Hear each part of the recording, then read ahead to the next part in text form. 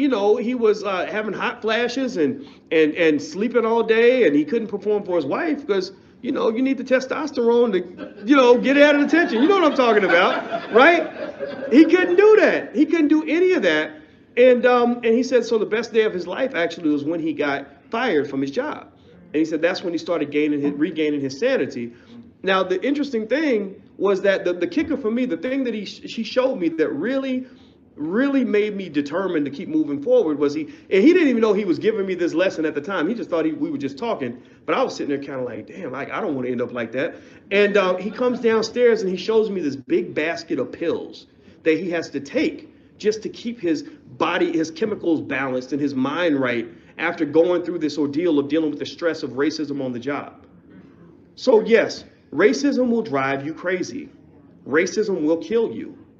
So if you want to be safe, just for your own health, you gotta pack up your stuff and go. And what you'll find too is that when you leave, the amount of money that you need to make to feel comfortable being free is not the same as you needed to make to feel comfortable being a slave.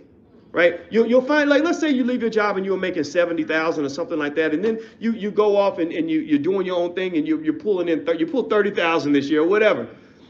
Yeah, it's a little tight, but it's not so tight that you're gonna be like, okay, I gotta go back to that job now. I gotta go back to because once you know freedom, you can't go backwards. Anybody know what I'm talking about?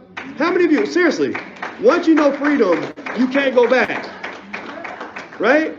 Because you're finding out, like, oh my goodness, I remember that feeling. I remember thinking, man, okay, so this is how the other half lives. Like, this is all the great stuff that happens in your life when you're not spending all your time, the majority of your life, literally about 40.2% of your waking hours on this earth are spent at your job if you work a 9 to 5. If you add it up, let's say you do 40 hours a week. Well, if you do that for 50 weeks a year, that's about 2,000 hours a year. So do that over a decade, that's 20,000 hours. So over a 40-year career, that's 80,000 hours. So most are spent between 80 and 100,000 hours at our job.